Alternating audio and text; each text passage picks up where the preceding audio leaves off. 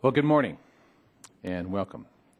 We convene this hearing as part of the committee's ongoing oversight of the Department of Energy to review how the department may improve its project management and its mission performance.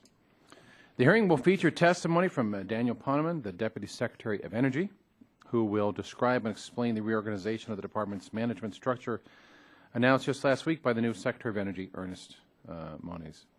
We'll also hear from Greg Friedman, the DOE Inspector General, and from David Trimble of the Government Accountability Office, both of whom will provide important context to help understand the potential of the Secretary's plans. Welcome, gentlemen.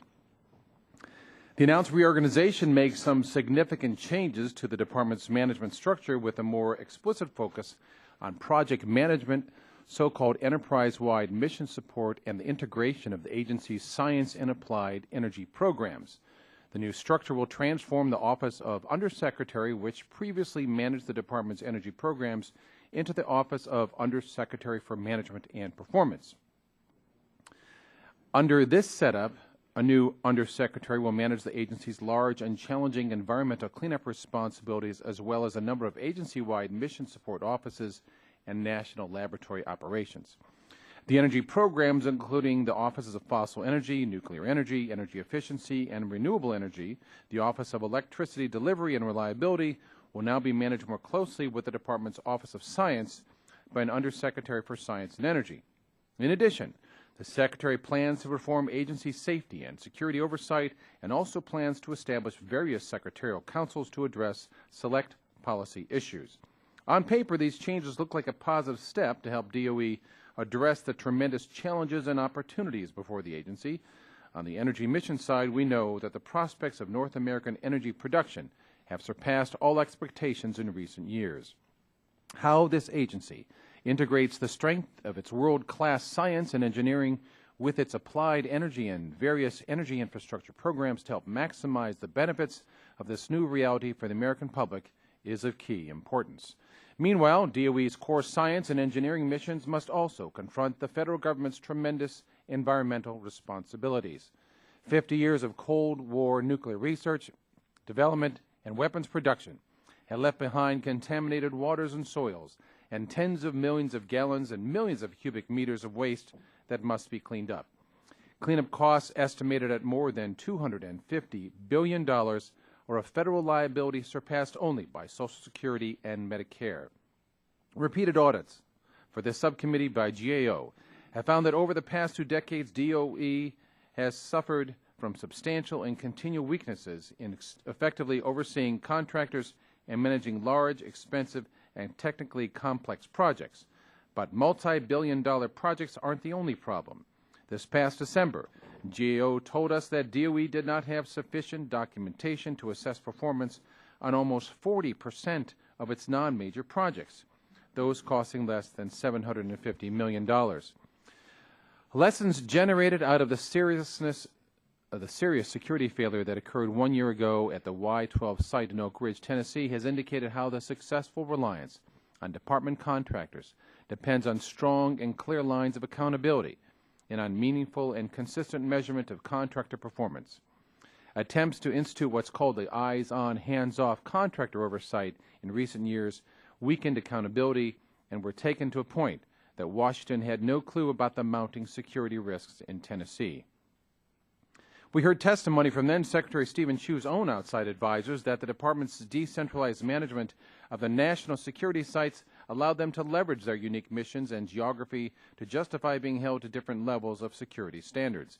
Confused accountability and conflicting priorities and messages from Washington created a culture of what's called tolerating the intolerable, as one secretary advisors put it. That episode relates to DOE's governance of the nuclear security enterprise, but it points to accountability, management, and oversight issues that require constant attention across all of the agency's operations and projects if the agency is to perform its work safely, securely, and protective of taxpayers' dollars. Of course, whether and how the Secretary's efforts will help improve the documented deficiencies in the Department's performance will remain to be seen. The object of today's hearing is to build a record that will help the committee monitor progress and conduct constructive oversight in coming months. Our goal is to help ensure the Department can sustain management and performance improvements and develop a culture of accountability, safety, and security that extends throughout the agency's operations. With that in mind, I look forward to an informative hearing, and I now recognize for 5 minutes the gentlelady from Florida, Ms. Castor, who is sitting in today for Ranking Member DeGette. Well, good morning, and thank you, Chairman Murphy. I'm glad we are here today to discuss management and performance issues at the Department of Energy. This committee has held a number of productive hearings on these important but sometimes overlooked areas. On this committee, there is a bipartisan consensus, and there has been for some time, regarding the importance of making sure that DOE is effectively managing its contractors and its environmental management and keeping the nuclear complex safe. The recent confirmation of Energy Secretary Moniz and his efforts to reorganize the department make this the perfect time to re-examine the long-standing agency weaknesses because for too long the structure and culture at DOE has allowed for inadequate focus on management and performance. Because of the size of the agency, the complexity of its mission, and its reliance on contractors, it is the largest civilian contracting agency in the federal government, it has proved difficult to set up effective performance and benchmarking procedures. But these tasks are essential in order to evaluate the quality of the work being carried out by the agency. So I'm interested in hearing from the witnesses today about the progress the Department of Energy has made in resolving these issues and about the GAO and IG's recent work in the area. The Secretary's announcement last week regarding a DOE reorganization that created a new Undersecretary for Management and Performance is an encouraging development, and she must tackle these challenges head on. I'm eager to learn more about how exactly this role will function and how the new integrated organizational approach will further DOE's mission and help build a clean energy economy. It's a positive sign that DOE has a renewed commitment to resolving some of the thorny issues that have plagued the agency across multiple administrations. The effort must be sustained, and while there are no easy answers, I'm confident that these challenges are not insurmountable. The Government Accountability Office designated contract administration and project management as a high-risk area in 1990. That it remains on the list in 2013 is proof of both the mistakes that have been made since that time and the inherent challenges of managing one of the most complex federal agencies, especially when it comes to nuclear safety and security. Security lapses at the nation's nuclear weapons complex have been well documented, from the Los Alamos National Lab to the shocking breach last year at the Y-12 facility in Oak Ridge, Tennessee, where an 83-year-old nun broke into what was supposed to be a highly secured area. GAO reported recently that DOE and NNSA continue to face challenges in ensuring that oversight of safety and performance activities is effective. I'd like to hear from DOE today about what more the agency can do to instill a culture of safety and what security measures have been put in place over the past year to ensure that critically important facilities are protected. The persistent issues at our nuclear facilities make very clear the need for strong oversight from this committee. Because DOE so heavily relies on contractors to carry out its mission activities, effective contractor governance is critical. But in January of this year, the Inspector General reported that despite at least 5 years of effort, NNSA had not yet implemented fully functional and effective contractor assurance systems. NNSA must improve upon these efforts. Finally, I continue to be concerned by DOE's long-standing problems relating to inaccurate cost estimates.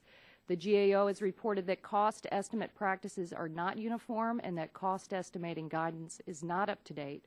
The bottom line is here that taxpayers' dollars are at risk if the Department of Energy cannot accurately estimate costs.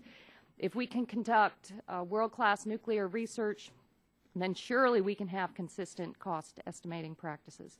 So I'd like to hear from the Deputy Secretary about what is being done to remedy these problems and how the new management structure will bring greater focus to these challenges. The restructuring at the Department of Energy presents an opportunity for a fresh start with respect to DOE's management and performance issues.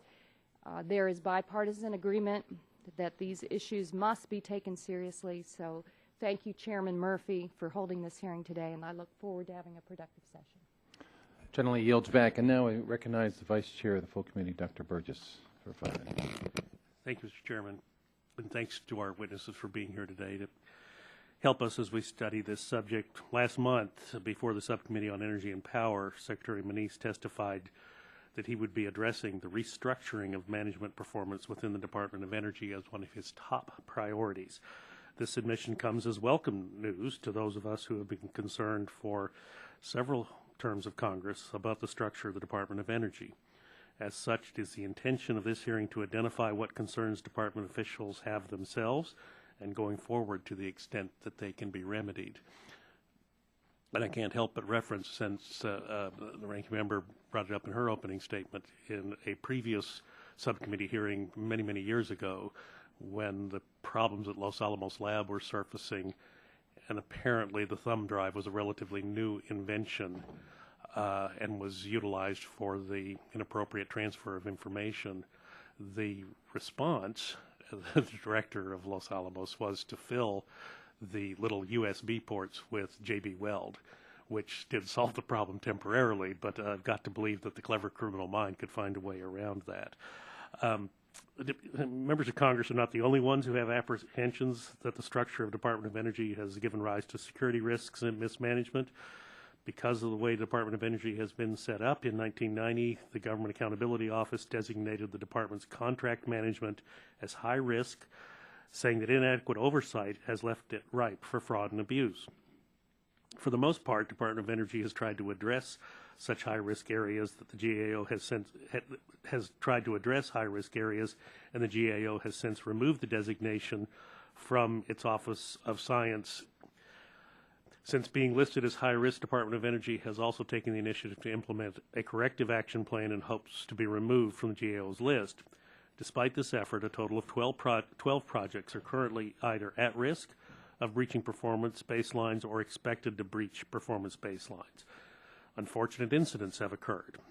A year ago, last July, anti-nuclear activists entered the Y-12 complex and spray-painted anti-war slogans on the exterior of a highly enriched uranium materials facility. A very dangerous exercise for them personally, and certainly exposed the risks at that facility. To date, the GAO, the Department of Energy, the Inspector General, and Secretary Moniz himself have stated that reorganization is paramount in order to address the future concerns of the Department of Energy. I will tell you as a physician that in order to prescribe the right medicine, you need to correctly diagnose the problem. So for that, with that in mind, I'm looking forward to the testimony of our witnesses today, and thank you, Mr. Chairman. I'll yield back. Gentleman yields back now to the ranking member of the full committee, Mr. Waxman, California, for his Thank you very much, Mr. Chairman. I appreciate your holding this hearing on management and performance at the Department of Energy. Secretary Moniz has gotten off to a very good start at DOE, and I'm pleased with the extent to which he has moved quickly to make positive changes since his confirmation. I think he has a good vision for the agency. The energy subject at the top of my priority list is climate change. Secretary Moniz understands the challenges posed by rising levels of carbon pollution. He will play a key role in the implementation of the President's National Climate Action Plan. His efforts to identify the threats our energy sector faces due to climate change and to improve energy efficiency are very important. I'm also impressed at the quick action he's taken to address the subject of this hearing, long-standing DOE problems with cost management, environmental compliance, and physical security at the nation's nuclear complex. These are not new problems at DOE. The agency is the largest civilian contractor in the federal government. For more than 20 years, dating to the first President Bush, GAO has placed DOE contract management on its high-risk list. As one of his first acts, Secretary Moniz announced a reorganization that will create a new Undersecretary for Management and Performance. The President has nominated Beth Robinson, currently NASA's Chief Financial Officer, to fill the position. This restructuring will put one official in charge of strengthening environmental cleanup, contracting oversight, human capital, and other important functions. I'm interested in learning today about how this reorganization will strengthen lines of authority, program oversight, and internal coordination. And I appreciate that Deputy Secretary Poneman is here today to discuss these changes and to explain to us how this new focus will represent an improvement over previous agency efforts. I also appreciate that DOE Inspector General and Mr. Trimble from GAO are here to provide their views on these changes. Mr. Chairman, I hope this is not the last hearing we'll hold on this subject. This committee has held multiple hearings on the subject of DOE management. Most recently, we held a hearing in March on the alarming incident involving an 83-year-old breaking into the highly secure DOE Y-12 facility in Tennessee. One of the conclusions from that hearing was that NNSA and DOE and their contractors need more oversight from within their own agencies, from Congress, and from independent entities like GAO and the Inspector General. The organizational changes announced by Secretary Moniz are promising. We know that the long-standing problems at DOE will not be easy to solve, but the Department of Energy's vital missions to develop new clean energy technologies and protect our nuclear stockpile are too important to the nation for us to ignore. I look forward to today's hearing and appreciate the committee's efforts to make sure the DOE's project management and mission performance improvements are on track. I want to apologize in advance to the witnesses. I think every subcommittee of this committee is having meetings simultaneously this morning, and so I'm telling each one when I'm not present, I'm at the other one, and then I'm going to go fishing. No, I will be in one hearing or the other. And I'll try to get back here, Mr. Chairman. We thank the ranking member for being omnipresent as well. And the same goes for the chairman of the full committee. Mr. Upton will probably be joining us in and out here, but thank you. Now want to introduce our witnesses for today. I mentioned them before, but let me give a little more background. And first is the Honorable Daniel Poneman. Am I pronouncing that right, sir? The Deputy Secretary for the U.S. Department of Energy, and as Deputy Secretary, he also serves as the Chief Operating Officer of the Department. Nominated to this position by the President on April 20th, 2009, confirmed by the Senate later, and in addition, between April and May of 2013, was the Acting Secretary of Energy. Good to have you here, sir. Second witness is the Honorable Gregory Friedman, the Inspector General for the U.S. Department of Energy. In this capacity, he is responsible for nationwide independent program of audits, inspections, and law enforcement efforts related to the Department of Energy's programs and operations. In addition to these responsibilities, Mr. Friedman also serves as a member of the Recovery Act Accountability and Transparency Board and the Government Accountability and Transparency Board. Third witness, David Trimble, serves as Director in the U.S. Government Accountability Office Natural Resources and Environmental Group. In this role, he provides leadership and oversight on U.S. and international nuclear security and cleanup issues, including a number of projects conducted for this subcommittee. I'll now swear in the witnesses. As you are aware, this committee is holding an investigative hearing, and when doing so, has a practice of taking testimony under oath. Do any of you have any objections to testifying under oath? Right, thank you. The chair then advises you that in order to that under the rules of the House and rules of the committee, you are entitled to be advised by counsel. Do you desire to be advised by counsel during the hearing today? None of the witnesses wish to be advised by counsel. So in that case, if you'd please rise, raise your right hand. I'll swear you in. Do you swear the testimony you're about to give is the truth, the whole truth, and nothing but the truth? Thank you. All the witnesses answered in the affirmative, so you are now under oath and subject to the penalties set forth in Title 18, Section 1001 of the United States Code. You may now each give a 5-minute summary of your written statement. We'll begin with Mr. Poneman. Thank you, Chairman Murphy, Ranking Member Castor, and distinguished members of this subcommittee. I want to thank you all for the opportunity to discuss with you today the Department of Energy's ongoing efforts to improve its management and performance. In the past month, the President has given 2 major policy speeches, and the work that we do at the Department of Energy lies at the heart of both of these issues.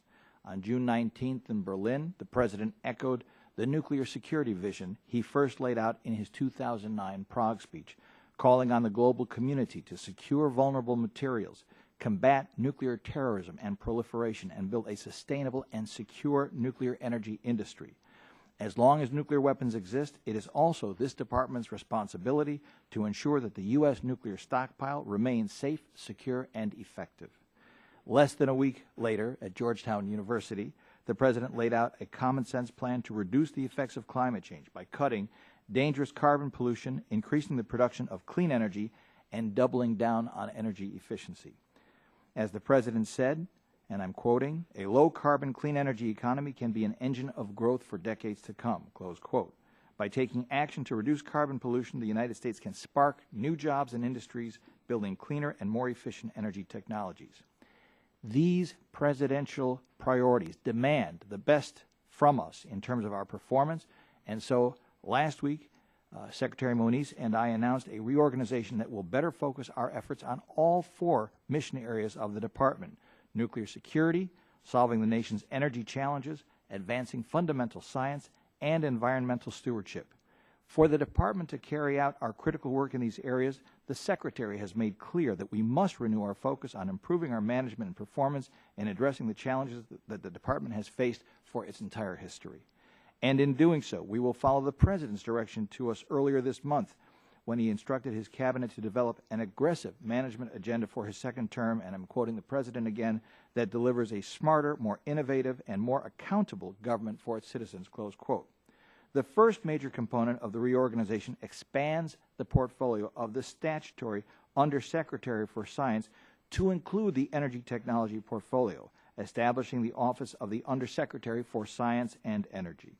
Successful innovation for implementing the President's all-of-the-above energy strategy requires the ability closely to integrate basic science, applied research, and technology demonstration. This is especially important in light of the urgency of addressing climate change and the need rapidly to develop technologies to materially alter the trajectory of greenhouse gas pollution. The second major component of the reorganization consolidates the primary mission and operational support functions of the Department within the offices of the Undersecretary for Management and Performance, and also includes the Office of Environmental Management and the Office of Legacy Management as part of its structure and functions. Moving the Office of Environmental Management under the purview of the Undersecretary for Management and Performance brings the Department's strongest project management capabilities resident within the Office of Acquisition and Project Management directly to bear on one of the Department's most vexing yet vital challenges, cleaning up the nuclear waste that is a legacy byproduct of the Cold War. In addition, transferring the offices of Environmental Management and Legacy Management from the Undersecretary for Nuclear Security will allow this Undersecretary to focus exclusively on the NNSA's forward-looking missions while entrusting the Environmental Management mission to an organization devoted to solving management challenges. Aside from increasing the management resources available to oversee large projects, consolidating mission support functions in the Office of the Undersecretary for Management and Performance will place a senior policy official dedicated to the task of management improvement on a full-time basis. The consolidation of these mission support functions, such as the Office of Management and Administration and the Office of the Chief Human Capital Officer, will clarify and strengthen the lines of authority and accountability of these functions. The goal will be to institute enterprise-wide solutions to common challenges faced by program offices across the complex, such as information management, acquisition, and human resources. Within the Office of Management and Performance, we will also establish a new organizational unit, the National Laboratory Operations Board. It will have responsibility for oversight of administrative, mission support, and infrastructure management of the National Laboratory System. The third component increases coordination across the Department for a number of important cross-cutting policy issues that affect a number of programs across the Department. The Secretary has established the following secretarial councils: an Energy Council, a National Laboratory Policy Council, a revised credit review board, including the establishment of a new risk committee, and a cybersecurity council. I'd like to bring to your attention 2 final areas in which we are seeking to improve coordination between program offices: policy formation and physical security management. First, we are examining opportunities for consolidating and upgrading the policy analysis functions of the Department. This capability will be needed to support the government-wide quadrennial energy review the President called for in his June 25th climate speech at Georgetown University. The core of our new systems analysis capability will be formed from the existing Office of Policy and International Affairs. We will also examine opportunities to draw from the policy expertise of the program offices. A second area under careful study is security management. I have previously testified before this subcommittee on the Department's management of security and improvements we have made in the wake of last year's Y-12 incident but this is a matter of such seriousness that we must always continue our efforts to improve our performance, and I very much take account of the, I think, wise words of the Chairman and Ranking Member here on that subject this morning. This includes thorough examination of broad issues of governance as they relate to the security of our Category 1 nuclear materials. In recent months, we have been engaged in a thorough review of our security management, not just within NNSA or at the labs, but enterprise-wide, including assignment of authority and responsibility, contracting, performance measurement, and accountability. Finally, the Department, under the leadership of Secretary Moniz, has made management improvement a top priority, and we are aggressively pursuing a broad agenda of initiatives. The Secretary has challenged us to further elevate our performance, and I appreciate the opportunity to appear before this subcommittee to discuss our efforts to do so, and of course I would be pleased to answer any questions from subcommittee members. Thank you. Thank you. Mr. Friedman, 5 minutes. Mr. Chairman, Ms. Castor, members of the subcommittee, I appreciate the opportunity to testify at your request on the major challenges facing the Department of Energy. The Department is, as has been described, responsible for executing some of the nation's most complex and technologically advanced missions. The Office of Inspector General provides independent oversight of the Department's operations to promote economy and efficiency and to detect and prevent fraud, waste, and abuse. My office annually identifies what it considers to be the most significant management challenges facing the Department. For 2013, this list includes operational efficiency and cost savings, contract and financial assistance award management, cybersecurity, energy supply, environmental cleanup, human capital management, nuclear waste disposal, safeguards and security, and stockpile stewardship. Because of their complexity, these challenges are not amenable to immediate resolution. Therefore, they must be addressed through a sustained effort over time. In 2012 and 2013, due to what appeared to us to be obvious looming budget constraints, we identified operational efficiency and cost savings as the Department's preeminent management challenge. In doing so, we presented the Department with the 5 suggestions to optimize operations. These include applying the Quadrennial Technology Review strategic planning concept to the Department's entire science and technology portfolio, eliminating costly duplicative National Nuclear Security Administration functions, evaluating, consolidating, and/or right-sizing the Department's laboratory and technology complex, reprioritizing the Department's environmental remediation efforts with the goal of funding work on a risk basis, and realigning the current structure of the Department's physical security apparatus. These suggestions provide only a starting point for further discussion and examination. They represent approaches that we readily acknowledge are difficult to implement, highly controversial, and politically challenging. Virtually all of our work intersects with one or more of the management challenges that I alluded to earlier. In my written statement, I've summarized 3 recent reports that are reflective of this relationship. These include, first, contract management, project management, and quality assurance concerns with the Department's contractor-managed construction of the waste treatment and immobilization plant, the WTP, at Hanford, Washington. The current cost estimate for the WTP project is over $12 billion, or 3 times larger than its original budget. Second, issues relating to the implementation and effectiveness of contractor assurance systems by NNSA and its contractors. And finally, efforts by the Department to reduce international travel as a means of reducing federal expenditures. In its invitation letter, the subcommittee expressed specific interest in the status of project management at the Department. Your interest reflects a concern that we share and one that is clearly of prime importance to the Department's senior leaders. The Department currently has several major projects, including the WTP, that are significantly over budget and face considerable delays. As I have testified previously, there are several common threads central to these and related contract and project management problems.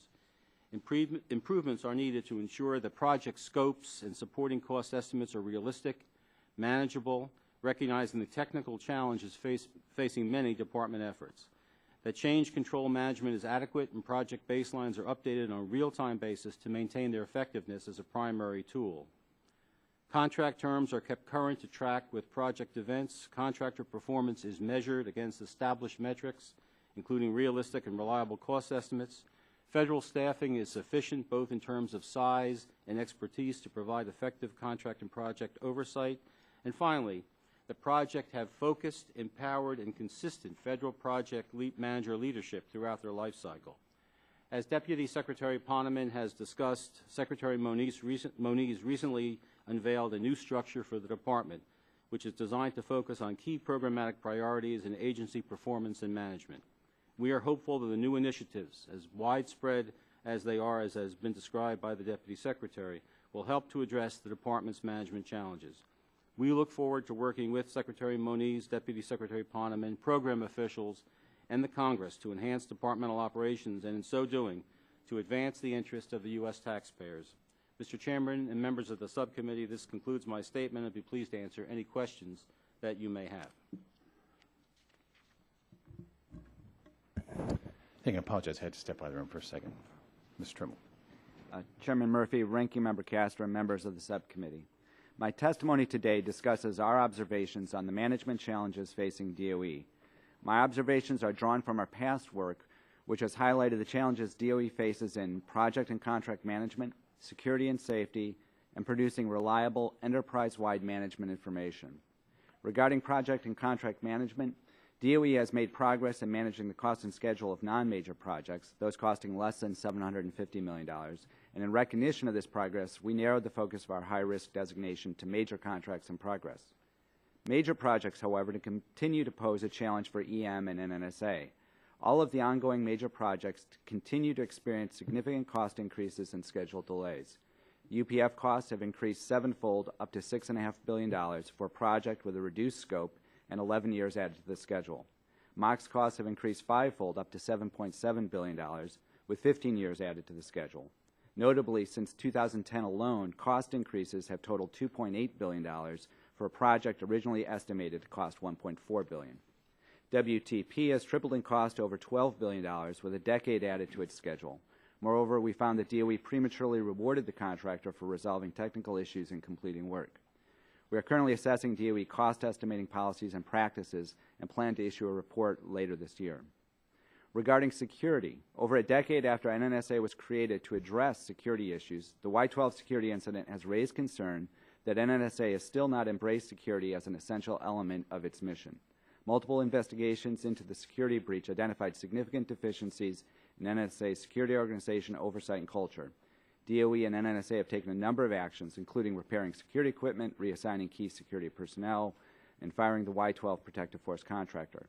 DOE and NNSA's leadership have also committed to additional actions, such as revamping the security oversight model. DOE has a long history of security breakdowns and an equally long history of instituting responses and remedies to fix these problems. In recent testimony, the leader of the NSA's Security Task Force examining the Y-12 incident identified problems with NNSA's federal security organization. Notably, in 2003, we reported on these very same problems which have persisted or resurfaced, notwithstanding numerous DOE initiatives to fix or address them. The key challenge going forward will not be how to implement security improvements, but how to sustain them. Regarding safety, in September 2012, we testified before this subcommittee noting that DOE's recent safety reforms may have actually weakened independent oversight. Notably, since this testimony, reports by DOE have continued to identify safety concerns at Pantex and other DOE sites. In regard to important enterprise-level management information, such as budgetary and cost data, in June 2010, we examined NNSA's program to operate and maintain weapons facilities and infrastructure and found that NNSA could not accurately identify the total cost for this congressionally directed program, and NNSA's budget justification understated these costs by over $500 million. In July 2012, we found deficiencies in NNSA's validation of budget requests for its programs and concluded that these weaknesses impacted the credibility and reliability of those budget estimates. According to NNSA's officials, the agency's experience and trust in its contractors minimized the need for such review. Without accurate cost and budget data, DOE will continue to be surprised by cost and schedule problems in its projects and programs, and Congress will not have the information it needs to oversee the billions provided yearly in appropriations. In closing, let me observe that the Department's most significant mission accomplishments, such as keeping the stockpiles safe and reliable, successfully closing nuclear facilities such as the old Rocky Flats plant, consolidating nuclear material, and energy and science breakthroughs are too often overshadowed by repeated project cost overruns, schedule delays, glaring security incidents, and safety mishaps. Until these key management issues are addressed, such problems will continue to cast a shadow over DOE's mission accomplishments. A key step in addressing these long-standing issues will be for DOE to embrace sound project management, credible security and safety programs, and reliable management information systems as key elements of the Department's mission instead of impediments to this mission. Thank you. I'd be happy to answer any questions. Thank you. I'll begin question here and recognize myself for 5 minutes. So, Mr. Poneman, let me understand your role here. You're Deputy Secretary and therefore the Chief Operating Officer of the Department, and you've had a direct role managing the program execution and the mission support functions of the agency, and directly responsible to the Secretary for managing and implementing these organizational changes, and you've been doing about 4 years. So lots of firsthand experience. You've been at this as well. So would you explain why the Undersecretary for Performance and Management will help improve project management in the Department overall? Yes, sir. I'm very excited about this opportunity precisely because, as you noted, I have been the Chief Operating Officer, and all of the burdens which you yourself and ranking members have identified, as well as those we've just heard from the other witnesses, show you what we're up against. We had, frankly, improvised an Associate Deputy Secretary in the first term to try to enhance our capacity to tackle these problems, recognizing the full weight of the problems, and frankly, having the leadership of Secretary Moniz from his earlier experience at the Department as Undersecretary and including his more recent experience writing very thoughtfully about how to organize the Department better to tackle these challenges as a member of the President's Council of Advisors on Science and Technology. It was clear that the opportunity presented by taking one of the available undersecretary positions in the Department and having that individual, an individual of authority and in whom the Secretary and myself could repose confidence to work full-time on these problems, was absolutely critical to getting our arms around this very daunting agenda. I appreciate the level of what you're facing here, too. And so how would we be able to measure progress, and are you setting some performance baselines? So it would depend on the precise mission areas. There are some, Mr. Chairman, across the board kinds of metrics that we can apply. And let me just start from the outset, and responding also to the ranking member's comment. This aspect of metrics and cost estimation and measurement of performance is absolutely critical to our success. If you don't measure it, you don't manage it. But let me take just a largest example, these very large, complex capital projects. We have to have a system of evaluation that measure continuously whether we are on or off budget, whether we are on or off schedule, and at the same time to measure whether we're on or off meeting the spec of the project itself. That is to say, it's not enough to have a project being on schedule and on budget if it doesn't do the job. And Mr. Trimble alluded to this peripherally in his comments. So we have to make sure that we take the orders that are in place in terms of cost estimation under Order 413B and actually measure it, have them uploaded into our business management systems that we put into our quarterly reviews of the business quarterly review required by the Government Performance and Requirements Act, and that's a start on how we're going to measure our performance. Thank you. There's two other quick questions I want to get into in terms of lessons learned in remanaging things. Over the past 3 years, this committee has dealt with a number of cases, Solyndra, Fisker, A123, as you know, and where loan or grant assessments just turned out to be plain wrong. And we've had a number of people before this committee talking about this. You had a policy interest to push these out, but the data, as it turns out, just didn't add up for this. So how will the management changes ensure that decisions are made based on sound analysis moving forward? Well, first, Mr. Chairman, let me note that the portfolio as a whole, which has been very thoroughly reviewed by many, including by the late Mr. Herb Allison, is actually performing quite well. We have the largest wind farm in the world operating quite well, largest photovoltaic plant operating quite well. Tesla has repaid its loan nine years early. We do the best due diligence we can.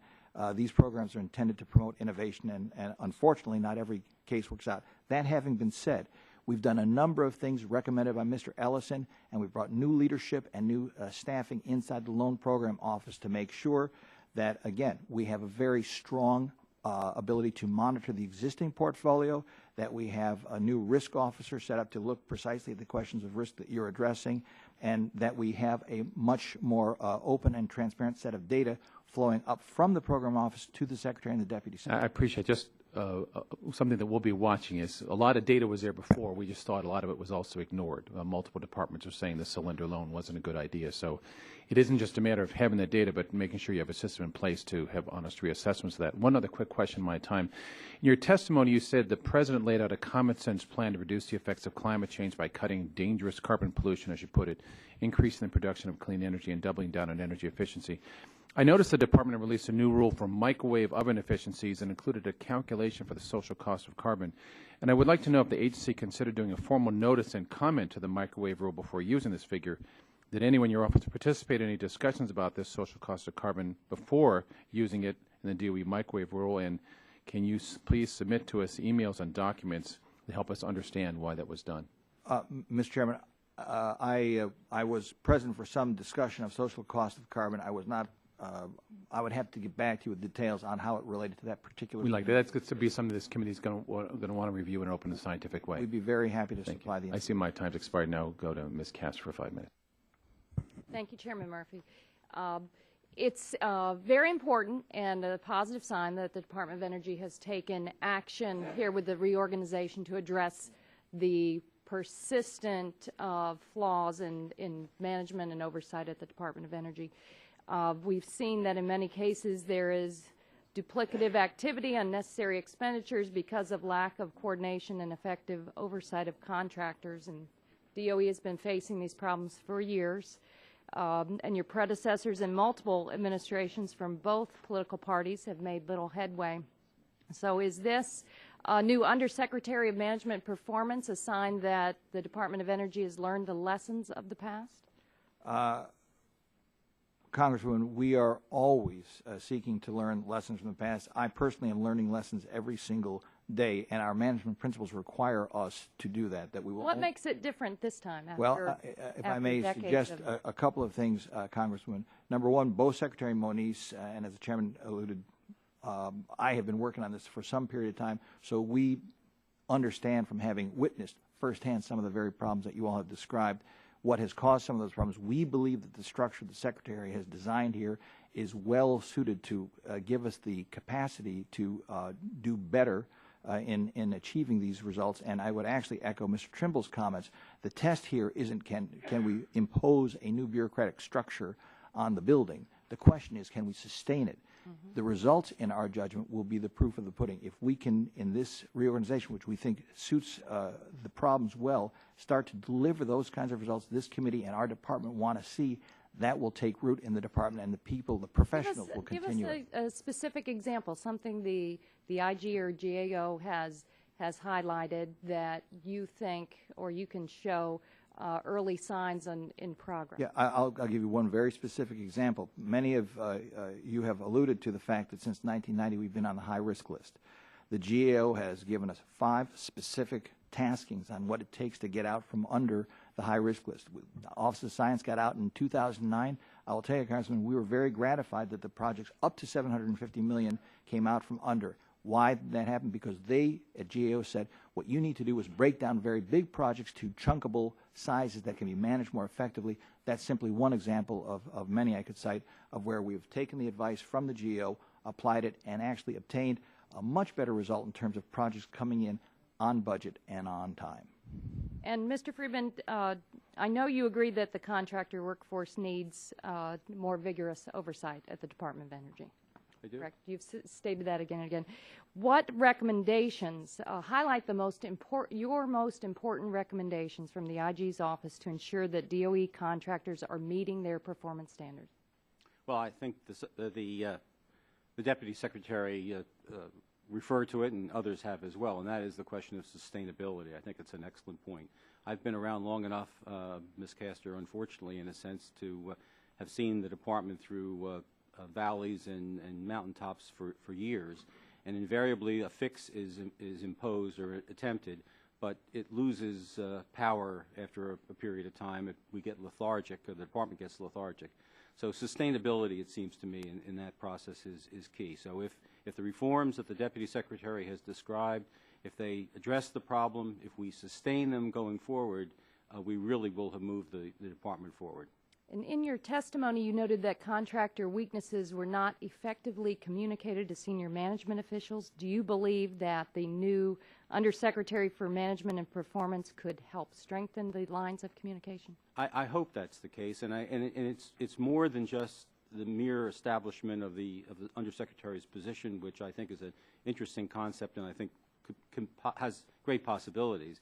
It has to permeate the entire organization, that people at all levels in the field, in headquarters, feel that they can surface problems to the department's leadership in a way that, number one, of course, they won't be subjected to retaliation, but more importantly, that they can see meaningful steps taken in response to that information to try to address the underlying root causes of the problems. Thank you. Mr. Trimble, GAO has reported that DOE's contractor assurance systems are producing inconsistent results across the agency. Can you elaborate on this finding, and what are the ramifications of these inconsistencies, and how can DOE improve? Well, I think the cost overruns and the schedule delays are indicative of that. I think what we've seen in our ongoing work looking at MOX and UPF is some concerns where there are the information system being reported to the government. There are red lights on the dashboard indicating problems, and the key question that we're getting at is what's being done when those lights go off, and are people recognizing them, and are they taking action? Is the action effective? And so again, there's, it's sort of the proof in the pudding argument. Is you can establish systems, but then do you have processes to act on the information you get, and does the organization support that? And there's a parallel here between the problems we've seen on the security side, where this culture has been highlighted, where you can have rules, but if the organizational culture is not to abide by the rules, things don't happen. There's that same challenge here on cost and schedule management. You can have processes and organizations, but everyone has to walk the talk for it to work. And that's sort of where again, a big part of the challenge facing the department is going to lie. Thank you, gentlemen. Time's expired. I'll recognize the Vice Chairman, Dr. Burgess, for 5 minutes. Well, Mr. Trimble and Inspector Friedman, let's follow up on that about walking the talk. How do you know, Inspector Friedman, that stuff is going to get reported?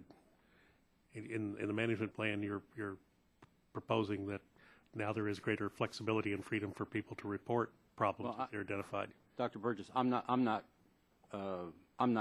instituting. I don't manage the department, obviously, and I'm not instituting the new process. The Deputy Secretary and the Secretary are. But do you have the test? But I think I understand your question. I think the test will be if the very core issues that we're talking about here, and the reason that you're holding, one of the reasons that you're holding this hearing, if those issues are addressed through an open line of communications, and we can demonstrate that the communications are working, we reduce the number of complaints we get from employees who say that their concerns are not being addressed. We can gauge that quite effectively as to whether the process is working. So, and then from that, do you have confidence that the process is working? At this point, I don't have that confidence. If we reconvene at some point in the future, if we have a time to see the new system in place and take a look at it and evaluate it, I'll be more than happy to come back and give you my view. Well, I suspect we will have you've been kind to be with us several times, and I suspect that we'll have an opportunity to talk. Secretary Poneman, can you address that? Yes, sir. It's a work in progress. We actually measure it quite regularly. We have self-evaluations. We have third parties come in and they evaluate. I personally have spent hours and hours speaking to 4,000 people out at Hanford, making sure people understand there can be no retaliation for people coming forward expressing their concerns. We had I put out quarterly a notice saying anyone has a differing professional opinion can be heard, and we actually had the experience of a differing professional opinion be sustained as we reviewed it. There's never grounds for complacency. As others have said, it's a cultural issue. We got to keep working at it. We'll never be perfect, but we are trying to improve it at a cultural level, at an institutional level, and we're trying to measure it on a periodic basis. You made the very good point in your opening statement. We got to measure these things, or we're not going to know if we're doing better. Yeah, the chance to measure is a chance to cure. And your point about the diagnosis is critical. Absolutely. Well, just as far as developing that culture of accountability within the department, how do you feel that is going? You don't get the impression from Mr. Trimble that it's quite where it needs to be, but where do you think? I think, Congressman, there too, it is a work in process. Actually, the sunshine of some of the things the President has required in terms of disclosure of our results on the Internet, I think is a very powerful tool. As has been noted by many members of this committee, much of our work is performed by contractors. They are indeed sensitive to how their work is evaluated and how that is disclosed. Again, I think we've improved it. One critical thing I'd like to note, Congressman, is we have made it a policy of this department to align the taxpayer incentives and interests with those of the contractors, so we cannot get into a situation in which the contractor can do well and the taxpayer do poorly. Well, let me ask you a question about that, because, I mean, obviously these are labs. They involve scientists, and you want your scientists to do your best work. And how do you ensure that that deliverable for the President and the Congress and the taxpayer does not get in the way of delivering on the scientific product that's required? You have just put your finger on an absolutely critical factor. People sometimes lose sight of the fact that these labs have produced the most awesome intellectual property in history, beginning with the weapon that won World War II. The last thing we want to do is to stifle that creativity. So what we need to do is give these people the tools and the authority to get their work done, but we have to have in exchange transparency into what they are doing, because we are the owners on behalf of the taxpayer to have the transparency to hold them accountable to the results that we expect from them. And just since you brought up Los Alamos, I took a visit out there in 2005, it's a long time ago now, and their security detail, they apparently had been tested and found wanting at some point in the past. They were fairly sensitive about it and demonstrated that sensitivity to me with what they were able to do, which is why when we had the hearing on the Y-12, I didn't understand how those people could be in the audience that day. I thought they should be interred in some place because of the response of the security team when you wander into the kill zone. You don't ask questions, you take them out. So what am I missing on that? Congressman, you're not missing a thing. We discussed this before. That was an unforgivable breach.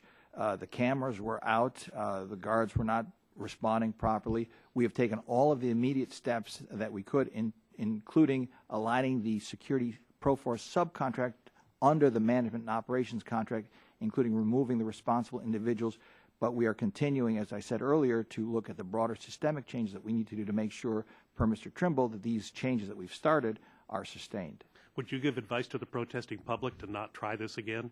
Yes, I surely would, because what was a very terrible episode could have been tragic with loss of life consequences. Yes, it could. Thank you, Mr. Chairman. I'll yield back. Thank you. Now, recognize Mr. Lewin for 5 minutes. Mr. Chairman, thank you very much, and thank you and to the ranking member for calling this important hearing. Mr. Poneman, could you help me understand how the reorganization is going to help with management of the national labs? There are a number of new entities concerning the labs that have different responsibilities and reporting chains.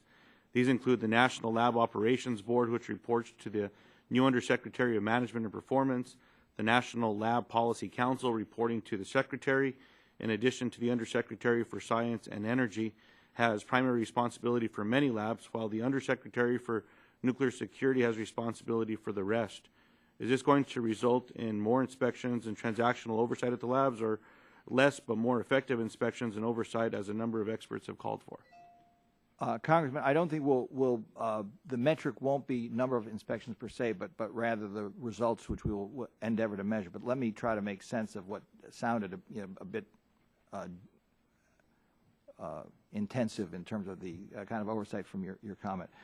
The National Laboratory Council is absolutely critical to the point Dr. Burgess just raised. We need to make sure that we get together with all the lab directors, the fountainhead of our innovation, and think through what are we trying to do as a nation in support of the President. The very first meeting that Secretary Moniz had out of town, and a rare time we traveled together, was to Oak Ridge to meet with all of them. That's on big think, what are we trying to do? The Lab Operations Board that will report to this new Undersecretary will deal with all of those issues, like real estate and IT purchases and cybersecurity that will enable the smart scientists to do the innovative work. So actually, it's a much more operational, hands-on thing. I don't think you're going to find it a cluttered system in practice, but we'd be very happy to stay in touch with you as we roll it forward. Well, that's what I'm hoping, is that we don't have a cluttered system, that there's not just layers and layers that are put on top of each other, but that we do follow many of the suggestions that have been put forth. That way it's effective, that the time that's used to be able to go in and look is effective, and we're able to identify things. Do you foresee any structural changes to NNSA besides moving environmental management from NNSA to the Undersecretary for Management and Performance? Congressman, I make two comments. Number one, as I've alluded to, we have received further thoughtful input from a number of wise people, including some who I think have visited with this committee, on structural changes to enhance our security, our physical security, especially for Cat 1 nuclear materials. And we are actually, even as we speak, having people look deeply at that so Secretary Moniz can make some decisions in the near term. That said, as you well know, there's a congressional mandated panel that's been empowered to look at these governance issues, and as they continue their work, we'll, of course, be in touch with them and look forward to hearing what their results are and seeing what further actions, if any, are required. Okay. Under the reorganization, the Technology Transfer Coordinator would be put within the Office of the Undersecretary for Science and Energy. While this Undersecretary does have responsibility for most of the labs and basic and applied science programs at the Department, it does not include the NNSA laboratories. What will be done to ensure the Tech Transfer Coordinator will be able to coordinate technology transfer activities across the entire Department, which spans 2 Undersecretaries, and will not prevent the NNSA laboratories from participating? Congressman, the entire thrust of the reorganization has been to put stronger leadership at the top, precisely so that we can enhance our ability to catch these cross-cutting issues. I can tell you, because we've already been doing it, this is the practice that we have already engaged in. And one example, which would apply equally when we get the new Tech Transfer Coordinator, is cybersecurity. We have cybersecurity all across all portfolios of the Department, and we have now constituted the Cybersecurity Council to make sure that we get that kind of cross-cut, that we don't miss a bet in terms of getting the tech transfer. Some of the innovation out of the national labs could be very, very important in the science and energy portfolio. I'm certainly hopeful that there won't be more burdensome restrictions put on the NNSA laboratories versus the other labs when it comes to tech transfer. So I'm encouraged by that, Mr. Poneman. Mr. Friedman, there was an incident in which in New Mexico you identified a contractor that was overpaid. You brought it to the attention based on a request from NNSA, where minimum requirements have to be met by contractors in order for these contractors to get paid. Can you talk about that and what we can do to prevent that from happening in the future? Well, one of the problems we have, Mr. Lujan, DOE has an incredible structure of prime contracts, and a significant subtext of that is the subcontractors and secondary and tertiary subcontractors that it has. One of the responsibilities of the prime contractors is, in fact, to make sure that the subcontractors are responding appropriately, that are paid appropriately, and the taxpayers are treated fairly in this process.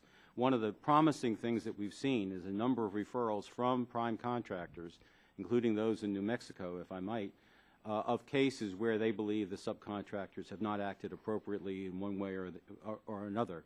So we take those cases very seriously, and a lot of our work is done with the subcontractors to the prime contractors. That is the national labs in the case of New Mexico. I appreciate that. And Mr. Chairman, this may be an area where the committee as a whole, that we can try to get all of the additional information or whatever has not been released thus far in regards to this instance and maybe some others, so that way we can see if there's going to be any additional information released on this matter or whatever has not been made public. So appreciate that, Mr. Chairman, and look forward to working with you on the committee on this. Thank you again for the responses. I acknowledge the gentleman's comments and now recognize the gentleman from Virginia, Mr. Griffith. 5 minutes for questions, please. Thank you very much, Mr. Chairman. The other chairman asked some questions that raised some issues for me that I hadn't really planned on getting into today, but I guess this is as good a time as any. When you talk about trying to, reorganize and make things more efficient, are you just rearranging the deck chairs, or are we actually having some personnel changes? And let me tell you what I'm referencing in specifics. I have always been bothered by the Solyndra situation, and the response, as yours was today, is we try to do what we can in our due diligence, et cetera. And I accept that, notwithstanding the fact, as the permanent chairman said, of this subcommittee, but there were warning signs out there. I've always been concerned with the subordination issue and the fact that, to me, in my opinion, it was a horrendous legal advice. I really don't think it was well done. And I'm wondering if that department is also being reorganized in any way to try to make sure that when Congress says that money is not to be subordinated, that doesn't mean you can do a loan at 11 and subordinate at 12 because you didn't do it at the time of the closing.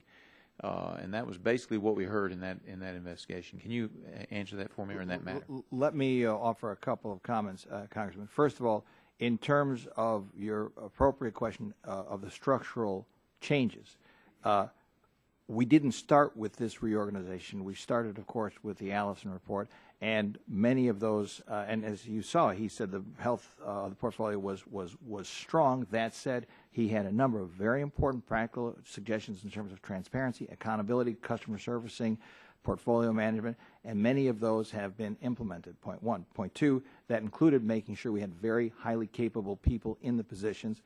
Point three, a lot of those people are very much focused on portfolio management, and there was a brand new leader of the loan program office. And finally, in this reorganization, Secretary Moniz wants to make sure that the credit review board itself, which sits above the credit committee, is strengthened so that we'll have the ability in the normal kind of boardroom fashion of doing due diligence on transactions to make sure we bring those kinds of disciplines to bear. Because one of my concerns there was it appeared that the legal counsel that was being given was seeing, and this is my interpretation, nobody ever said this, saw itself as trying to come up with a legal opinion to justify what the Department of Energy wanted to do as opposed to protecting the American taxpayers. And I would hope that the legal department would see as a part of their duty at the very least is to make sure that what they're doing is lawful, because the laws that Congress passed are intended to protect American taxpayers, and the decision to subordinate cost $170 million to the American taxpayers. Congressman, it's I would have to dig back into the details to get that, but I would just say my recollection of the legal advice received at the time was that there was a higher chance of a higher recovery from a going concern than from a fire sale. And the question at the time that was presented was whether subordination would meet the statutory requirement to the Secretary was obliged to seek the maximum recovery for the taxpayer. But we can obviously follow up on that. Yeah, and I would like you to follow up on what's happened, because while I think that may have been the party line, so to speak, when you looked at it, the rules that were required to follow to make that decision, even though subordination was not lawful, the following rules in other situations to do that were also not followed. So it was just a big mess, and it cost the taxpayers a lot of money. Inspector General, in that same regard, at the time, I asked some questions that you were unable to answer for me because the investigation had not yet been completed. I'm not asking you to answer questions that you can't, and we'll probably use another day to get into that. But has that investigation been completed on the internal workings at the Department of Energy in regard to the subordination issue? Mr. Griffith, both the Justice Department and our office are prepared to say that there is an active investigation, a criminal investigation ongoing. And as much as I would love to be able to answer your question, and I truly would, I just want to know if it was still ongoing. To try to do that. I appreciate that. Thank you very much. Back to you, Deputy Secretary. As a part of this, another issue has been brought to my attention, and I'm not going to tell you I'm well versed in it, but it does concern me, and that relates to the National Nuclear Security Administration and the National Security Complex and Pantex plant management contracts. And in that process, GAO has said that there was they upheld a procurement protest. My concern on that is that apparently, according to a press report that has been brought to me, in 3 instances, the source selection authority at the 11th hour changed some of the criteria. And I know all these big companies are jockeying for position, but at the 11th hour, 3 matters were changed, and that changed who got the contract. On its face, that doesn't smell right to me. Are you all looking into that matter and trying to make sure those things don't happen? Congressman, precisely because if I understand which procurement you're talking about, it's still open and we're still working it. I cannot comment on what we're doing, but obviously we do everything possible to make sure that we hew to all of the requirements, statutory, regulatory, and ethical that apply. When you can understand my concern, when rules are changed at the last minute, it's hard for people to honestly compete. That gentleman's time has expired. We'll go to the gentleman from Texas, Mr. Green. 5 minutes for your questions, please. Thank you, Mr. Chairman. In today's testimony from the GAO and the Inspector General, we've heard how many instances of significant cost increases from major environmental and management and nuclear programs, cases where actual contract costs far exceeded the original cost estimates. This is a problem we need to solve in order for the DOE and Congress to make informed decisions about allocating resources. We must have accurate and reliable information. Mr. Trimble, can you give us some examples of how inaccurate cost estimates impact the agency's ability to function efficiently and effectively? Sure. I mean, well, aside from the examples I gave in my testimony, the obvious ones, MOX, WTP, UPF, you have other issues involving, say, projects of, for example, the pit disassembly building, which was entered design. It was supposed to be an adjunct to the MOX facility, $730 million spent before it's canceled. I think what's interesting about these cases is that in all of them, at the very beginning, the critical decision point 1, there is no requirement currently for an independent cost estimate. So DOE can start a project and go a long time before it hits the decision point 2 requirement where you'd actually have an independent cost estimate requirement, but we've already spent tens if not hundreds of millions of dollars on these projects. So you start on a path, the control weakness hits you early, you spend a lot of money, and it takes a long time before you're in a position to rectify that. What are the reasons we've seen so many cost increases in the past, and how can DOE do a better job of producing cost estimates that are accurate? Well, in the past, we've recommended that at CD1, that's the decision point early in the process, that there be an independent cost estimate. We've had past recommendations, for example, to have a cost policy. Right now, there's guidance, but there's not a policy. The department had guidance. We first reported on this issue in 1983. Mid-'80s, they instituted a policy. They rescinded the policy around 1995. They put guidance into their processes, but there's no cost policy, which would then tell contractors, hey, you're coming up with an estimate for this project. This is how you're going to do the estimate, or these are the rules I want to see. And what are the marks you have to hit to give me a quality estimate? Right now, we don't have that. There's guidance that creates looseness in the system and problems. Deputy Secretary, obviously DOE is not the only federal agency that has trouble with cost estimates. What steps has DOE taken to improve the reliability and uniformity of its cost estimates? A couple of things, Mr. Chairman. I think it's very important to point out a clarification here. Under our Directive 413B, which applies to the big capital projects, for the first time, we insisted at each of these main gates of identifying the mission, picking the main technology, and so forth, that we do have cost estimation. There's different terms of art of what you call it. But one of the reasons, frankly, sir, why we've gotten in trouble is because people have said, oh, this is too early in the project. You can't tell anything at this point, to which I say, if you're going to St. Louis or to Mars, you should be able to give me the right number of zeros, okay? So we actually have tried, and I invite you to look at 413B, and we'll have your staff briefed on it. That tries to get at exactly the problem that Mr. Trimble has identified in response to your question. Also, it's not only a question of having the requirements in there, but a question of having the metrics.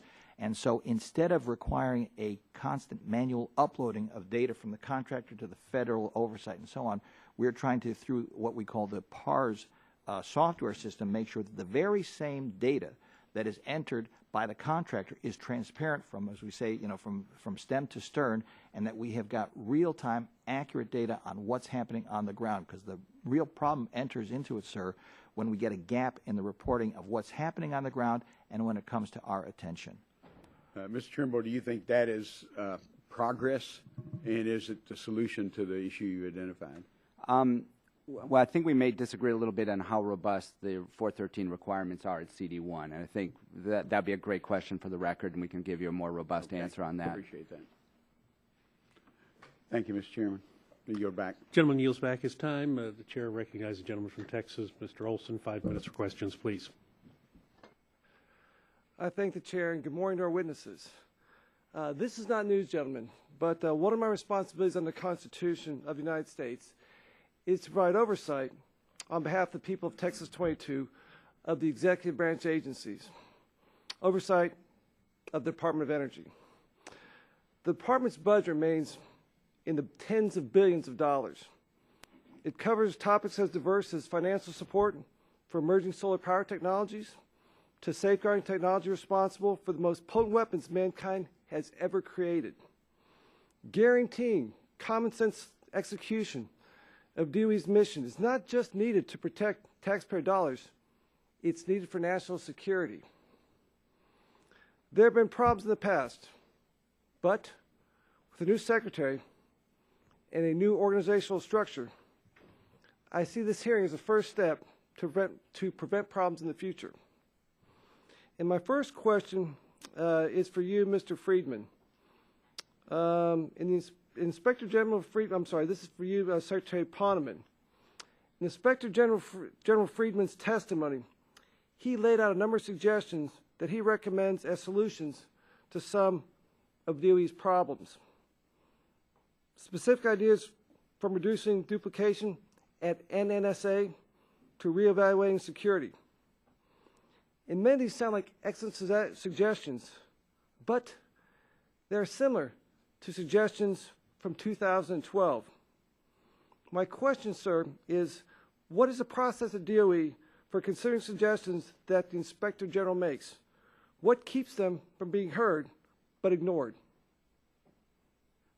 Congressman, with all due respect, they are heard, but they are very, very closely heeded to. And under the Inspector General Act, if my memory serves, of 1978, this is an absolutely critical function in the department.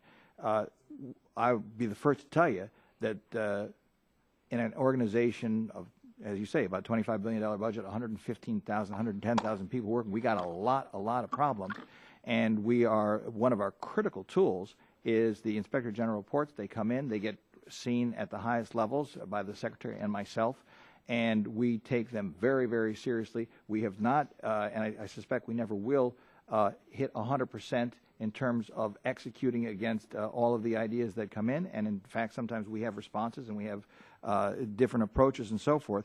But it's, I cannot exaggerate, it is an invaluable tool, and we will continue to use it to enhance our performance. Thank you, sir. And I'm a Texan, so I'm not looking to provoke a little battle here. But Mr. Friedman, I appreciate your comments on the issue as well. Well, I couldn't have posed the question better if I'd been sitting where you're sitting and you were sitting where I was sitting, Mr. Olson. I want my seat, trust me. The Deputy Secretary, I've known him for a number of years, and he has been extremely responsive to our reports, and the way he described it is absolutely accurate. I said in my testimony that the 5 recommendations for cost savings that we have enunciated in 2 years sequentially are politically challenging, they are highly controversial, and very difficult for anyone to grasp, get their hands around, and really implement. So I'm a realist, and I understand that while I hope they're considered and I hope they receive serious thought, I anticipate that implementation, if it ever is to happen, is going to take some time. Well, we need to correct these problems. As I mentioned, some of these issues are very important to our national security in our country. One further question for you, Secretary Poneman. You and Secretary Moniz held a DOE town hall, a forum that showcased some of your new organizational challenges. There, 2 points were discussed that were better communication and improving DOE's quote-unquote tooth-to-tail ratio. And reducing redundancy and streamlining your work are both noble goals. However, it seems to me that there have been long questions about this broader philosophical approach that has been taken in running this department. How far does this reorganization move DOE forward in improving mission execution? What are some of the next steps that are being considered? Well, Congressman, it was just announced here a week or so ago, so it's still early stages. The first thing we have to do is to make sure that we've got the people encumbering these new positions that will have the capacity to achieve these outcomes, point one. Point two, some of the things we have already started, and the first thing I'll just note, because we happen to have had the meeting, I chair the Cybersecurity Council, which is cross-cutting. Secretary Moniz himself just attended ex officio to show his commitment to this cross-cutting effort. We have got to get better in terms of various IT systems that they can talk to each other so that they can be robust, and making sure that our most secrets that you've said are our sacred obligation to protect are fully protected. It's going to be a work in progress, and we welcome, I sincerely mean this, we warmly welcome the oversight of this committee to make sure that we stay on track. Glad, thank you. I've run out of time, but one great comment about the Secretary. I mean, that being a military officer, one thing the leader can do is get involved with the troops, show them they care. And it sounds like he's doing that. I yield back the balance of my time. Thank you. Now recognize the gentleman from New York, Mr. Tomko, for 5 minutes. Thank you, Mr. Chair. For the first time, GAO earlier this year included climate change in its high-risk list. GAO recognized the reality of climate change and found that the federal government is not well positioned to address the fiscal exposures presented by climate change. I'd like to hear from GAO about the risk of inaction and how the federal government can respond to this given threat. Mr. Trimble, why did GAO decide to include better management of climate risks on its high-risk list this year? The addition of climate change, it's really the way we phrase that is the adaptation or response to climate change from a federal perspective. And the rationale on that is really just looking at the potential federal exposure to the potential liabilities that are associated with extreme clarmate events. Those changes run from sort of being the insurer of last resort. They involve being a significant landlord of large federal assets, such as NASA facilities, DOE facilities, and they also involve sort of agricultural and federal lands issues. So when you look at sort of the portfolio of sort of chits or pieces we have in the game, all of those areas have potential implications. Changing climate has a potential implication for all of those in terms of the federal government's exposure to liabilities. Mm-hmm. And you noted in the high-risk report that climate change adaptation is a risk mitigation strategy to help protect vulnerable communities. If we fail to do things like raise a river or coastal dikes or build higher bridges, what kind of adverse impacts might we experience? Well, absolutely, and I think that's what's interesting about this. If you look at some of the experiences with the recent extreme weather events, there are some very simple engineering changes that have been built in. A lot of the associated costs and economic repercussions of those events would have been mitigated. So, for example, how you attach a bridge to its moorings, the height of the bridge, in terms of insurance exposure for homes. Do you have a backflow check valve? There are many, many simple things that are sort of low cost that can help mitigate that exposure. And so that's part of the adaptation focus. Right. You know, I had witnessed in my district a couple of years ago, Irene and Lee, and the exponentially increased volume of water flowing through some of the creek beds. And so as we displaced this infrastructure with the ravages of Mother Nature, it became imperative, I believe, for government to build back intelligently, effectively. And to build the same stretch, same span, or same height on a bridge would just be wasted money. So it's interesting to hear you say that. What recommendations do you have for us to address the high risk of climate change? With that, I may have exhausted my knowledge. I know we have several reports dealing with adaptation issues to climate change, and I know we've made recommendations to the administration on coordinating federal response to climate change, sort of at the executive office of the president level, to coordinate policies for each agency, and I know there's been a lot of action in that regard.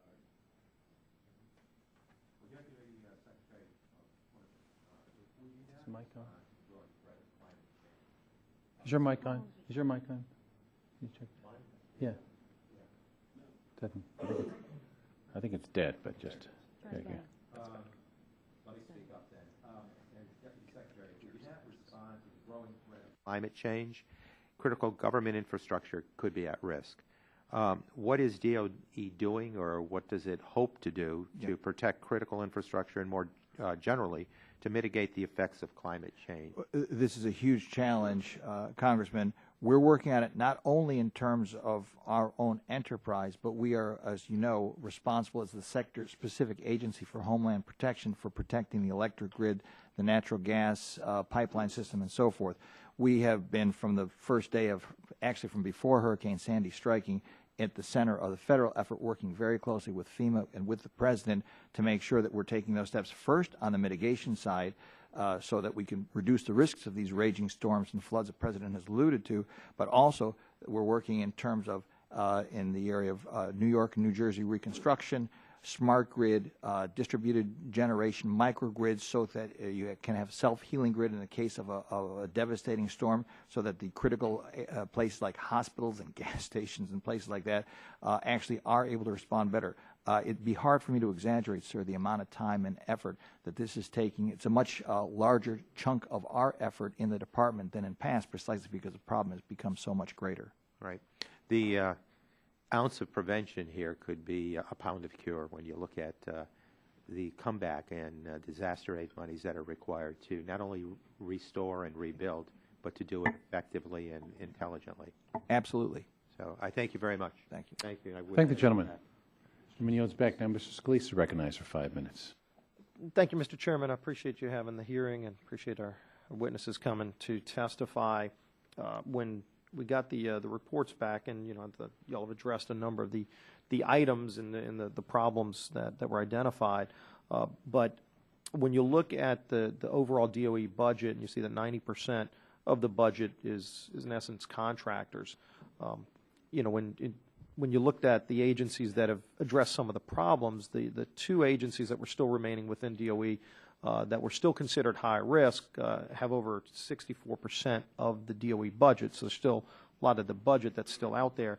And one of the points I want to bring up and start with Mr. Friedman is going back to 2007, DOE and NNSA have required contractors to implement a self-assessment strategy to identify deficiencies. I want to ask you how you feel that process is working, where you're in essence allowing the contractors to assess themselves to identify deficiencies, considering there is such a large percentage of the overall DOE budget that is going towards contractors. How has this process worked, and how is that the best method to get us the efficiencies that we're looking for? Well, we issued a report on that, Mr. Scalise, several months ago on the contractor assurance process, and frankly, we think it has not ripened and is not mature, and therefore it is not as effective as it needs to be to satisfy even basic requirements to protect the interests of the U.S. taxpayers. There was a disconnect, for example, between contractor metrics and the pay-for-performance mechanism that was in place. And there were a number of other weaknesses that we identified in that report. So does it have promise? I guess it has potential, but at this point we don't think the Department nor NNSA are there. I want Mr. Poneman to be able to address this as well. How do you plan on addressing those deficiencies that were outlined in the report? Congressman, I take a very old-fashioned view of this. It's true, and one should note, this committee has noted several times our national security imperative.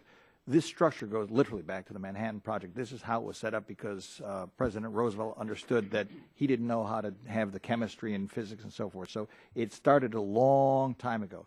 But my view is still the same one that you would have if you're building a house. The contractor's got the expertise, but you're the owner. That's what GOCO means, government-owned, contractor-operated. What we need to do, Congressman, in my judgment, is to make sure that as an owner, just like any owner would in a house situation, you've got the expertise to hold the contractor accountable. And the mechanisms that we're talking about in this set of reforms, in addition to the things that we've been trying to do in terms of contract management, in terms of transparency of metrics that come out of their performance, are intended to put us in that position to be a smart owner. And Mr. Trimble, do you have any follow-up on what this says about the DOE's ability to rely on contractors for self-assessment? Well, we have ongoing work on the contractor assurance model right now. We also have an ongoing review looking at the security reform. So both those jobs are in process, so we'll have more to add later. I think As Inspector General notes, we've observed some of the problems, and I think in addition to the Y-12 incident, there was a case at Livermore where in 2009 the DOE gave the security force there one of its lowest ratings, and this was 6 months earlier than that inspection. The local site office had given the contractor 100% rating. So again, it's a matter of how do you execute this, and can the system be made to work? And I think, notably, since Y-12, the DOE's backed off from that and is taking a new approach, and that's part of what we're looking at in our new review. All right, thanks. My last, Mr. Scalise, could I just amplify on my comment earlier? Yeah, if you could do it real quickly, because I have one more question. And the answer seems to me is there's nothing wrong with contractor self-assessment as long as there's adequate government validation. Yeah, there's got to be some kind of extra layer of somebody looking over the shoulder, and exactly. 2 eyes are better than one, especially when one of those sets of eyes is the person looking at themselves in the mirror. Want to make sure there's another set of eyes checking that. I want to talk about cost estimates, because that has been a problem, getting cost estimates right. In both Mr. Friedman and Mr. Trimble, you've indicated the need to develop realistic timetables and baselines to try to address that. But you've also talked about trying to break up these larger projects into smaller chunks, whatever the terminology you're using is. Can you do that, and can you still get reliable baselines and cost estimates as you're going forward? How do you plan on doing that? I might ask Mr. Poneman or Mr. Trimble. Well, yes, sir. Congressman, that precise GEO recommendation we followed. And because we followed, I think that's one of the things that led to the better performance that led us to get out from under the high-risk list for our projects less than $750 million. Yes, you can, sir. You can, under this Order 413, you can have cost estimates at each of our gates of our capital construction projects, mission identification, selection of technology, and so on. And that's what we've got to do.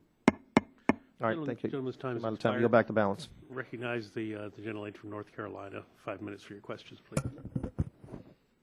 Thank you, Mr. Chairman, and thank you to our panel for being here today.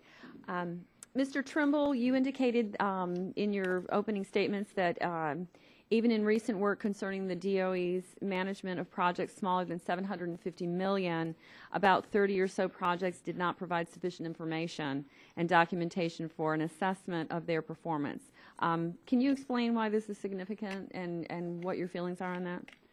Yeah, I think this is an issue we've discussed with the department, and they've acknowledged and agreed to work on this. But it goes back to the justification and the paper behind the decisions, and I think this issue has come up in another context. But if you don't have the information in the file on which the decisions are based, it's hard. One, it's hard to imagine from an outsider's perspective how the decision was made in the first place, and was it made for the right reasons. But it's also impossible to validate the decisions that were made. So it really seems like there's really not a process of full evaluation. Or there's a process, but it's not being followed.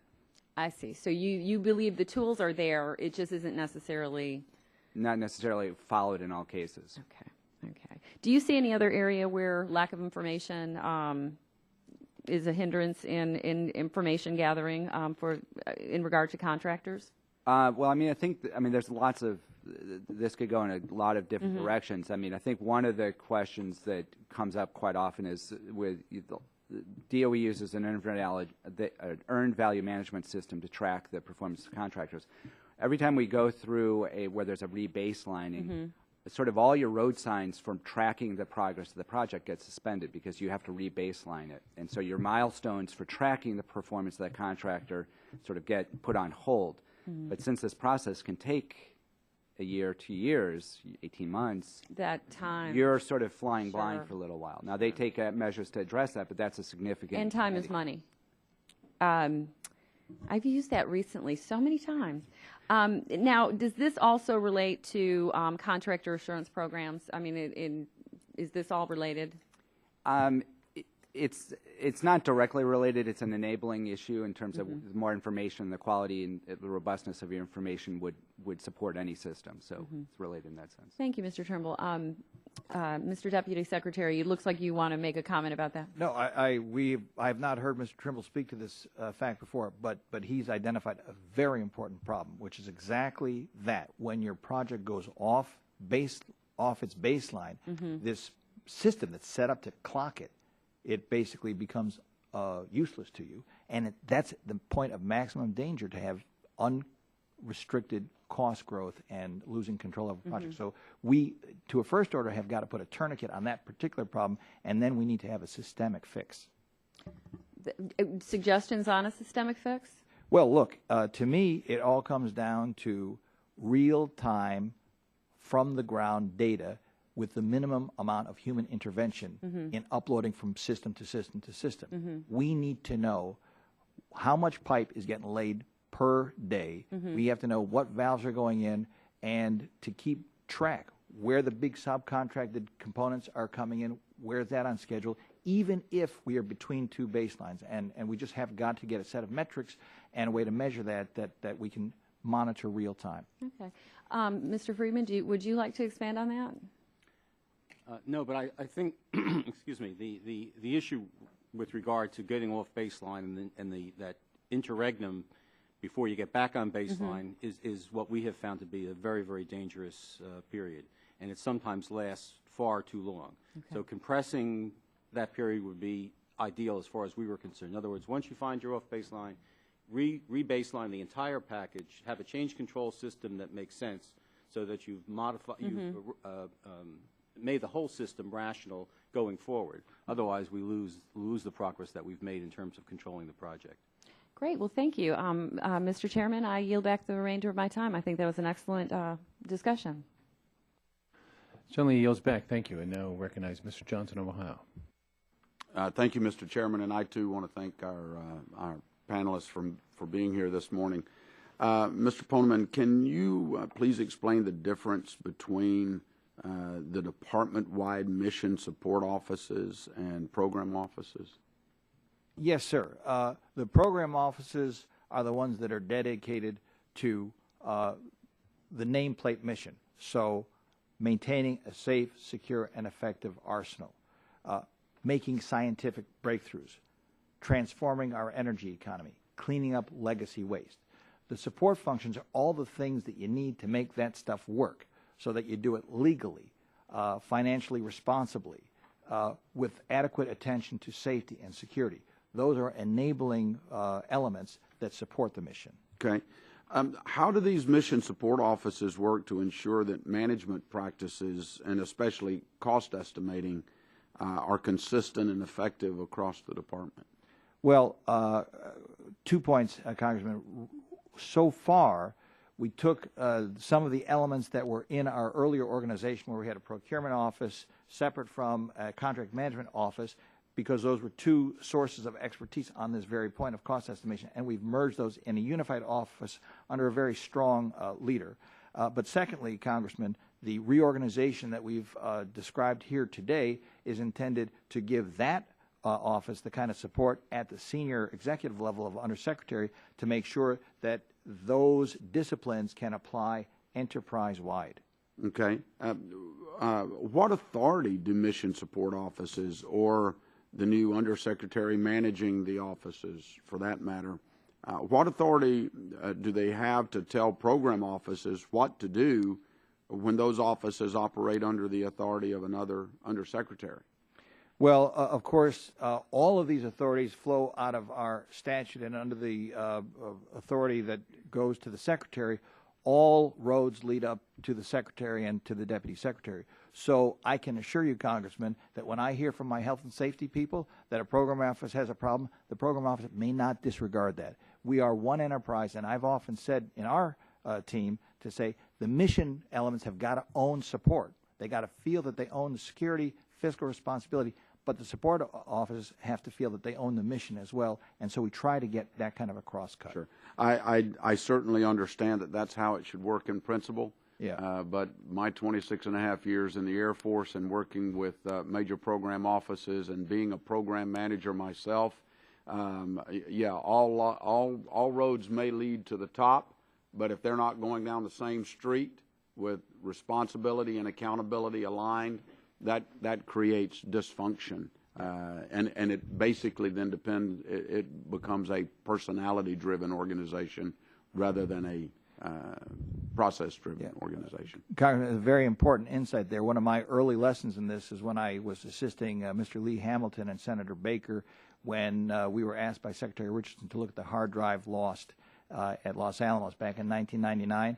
That's what we found. We found that the person who, well, I shouldn't say the person, that the organizations that were committed to the missions did not really feel that personal responsibility for safety and security that was essential to avoid exactly the problem you described. Sure.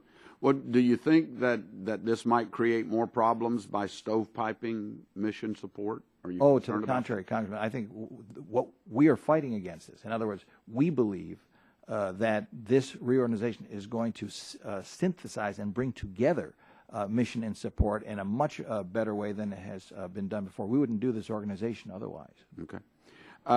It doesn't appear that the chief financial officer is in this new structure. Is the CFO an important mission support office, and does the CFO have more mission support authority than the management office or the CIO, for example? Well, the CFO, Congressman, is under the Undersecretary for Performance and Management, so that would be right alongside the other mission support offices such as management and administration. So that is, obviously the CFO has huge enterprise-wide responsibilities, and it's very, very important, but in terms of the structure, it is embedded inside that Undersecretary office. Yeah, I associate my same concerns that I previously mentioned, you know, at least in the corporate world, if all money decisions don't flow through the CFO, and you've got those stovepiped organizations, that makes it difficult as well. Mr. Friedman,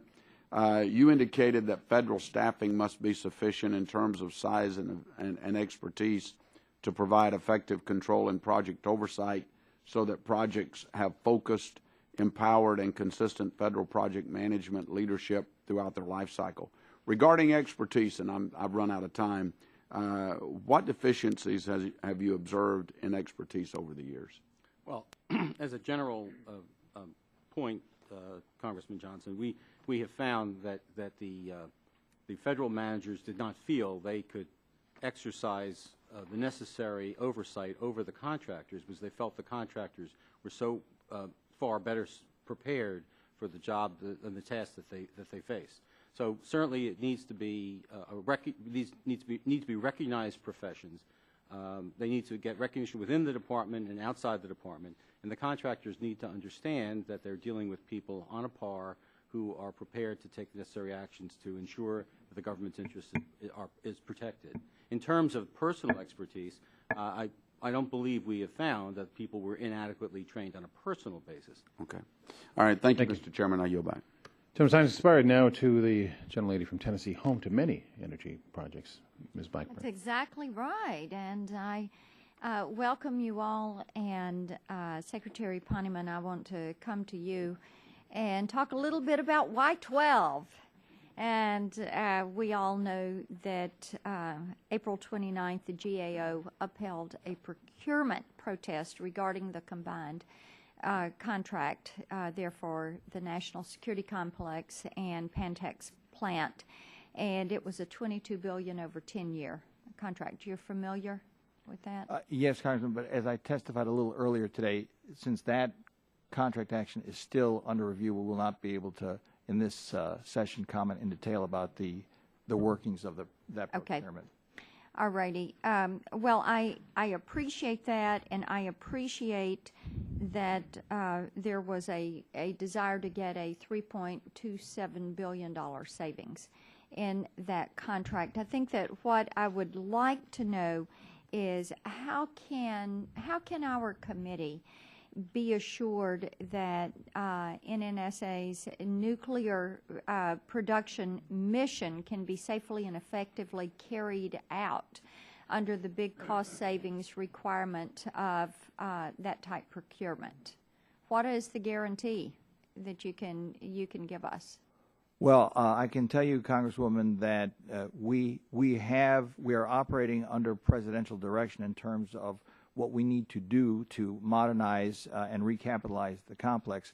We have a extraordinarily detailed stockpile stewardship management plan, and of course, given the limitations under the Budget Control Act and the sequestration, we need to make sure that we make every dollar count towards that mission, and you have the full attention of the Secretary and myself and the NNSA to that end. And of course, this has to be carried out through these contracts that you're talking about. Let me ask you this. As you look at what has transpired in this process, has there been any thought given to revisiting the premise of the RFP when you're looking at some of these contracts? Have you all, or Mr. Friedman, have you all given any thought to that? Mr. Poneman first. Well, again, Congressman, I don't think that I'm permitted to speak to the ins and outs of the RFP since it's still under consideration. But what I can tell you is that we are always looking at those things that we can do to do the mission of the department, for the President and the nation safely and securely, and in a manner that is cost effective, and that would always inform any RFP that we have. Mr. Friedman? Congresswoman, I don't really think we have anything to add. I don't think we've looked at that with any specificity. Okay. I appreciate that. I think that it's fair to say it is an issue that is tremendously important to us. We have a lot of concerns about sacrificing the mission for the cost savings. We have a problem with the possibility of the department having failed to verify the validity of the cost savings. We think that that is something that, when you look at an item that is a critical mission, that it does raise concern for us. So those of us in Tennessee will continue to keep a close eye on this. And Mr. Poneman, I will just say I appreciated your comment about needing a systemic fix to how we approach some of this, and being able to work through real-time data. As you look at a complex like the Y-12 complex, we can see where something of that nature might be helpful. And what we would like to do is to yield a better outcome from the work that is done, and then be able to quantify and achieve some savings through that process, through efficiencies, through technology transfer, things of that nature, that will allow a little bit more efficiency. So I appreciate that, and Mr. Chairman, I will yield my time back. I think, gentlelady, we were hoping that the chairman of the full committee would be here, because he's been, we found his documents, I guess, from the 1990s, when he asked Department of Energy a number of questions before about some reorganization, and I think he wanted to come and get an update of what's happened the last 20 years or so, but unfortunately he got tied up. But he will submit those. Mr. Poneman, you... Mr. Chairman, if I might, I would like to make a slight, before we all break, amendment in discussing with Mr. Johnson, who I know is not here now, the CFO's office. It actually, I thought it was in the undersecretaryship, but it is of such breadth, along with GC and others, that one actually is above the fray, so to speak. So I just want to, we'll get the more detailed answer for the record, but I didn't want to leave you all with the wrong impression here. So I just wanted to make that clarification of my earlier comment. I appreciate that. Overall, then, we will be submitting other questions to you. We asked for a timely response to that, and members are asked to get questions to us within 10 days. And also, I ask unanimous consent that the written opening statements of other members be introduced into the record. So without objection, we'll do that. So I'd like to thank the witnesses today. And again, as members get more questions to you, we would all appreciate a prompt response. Thank you so much for being here today, and I wish you all the best in getting things working over at the Department of Energy. And with that, this hearing is adjourned. Thank you.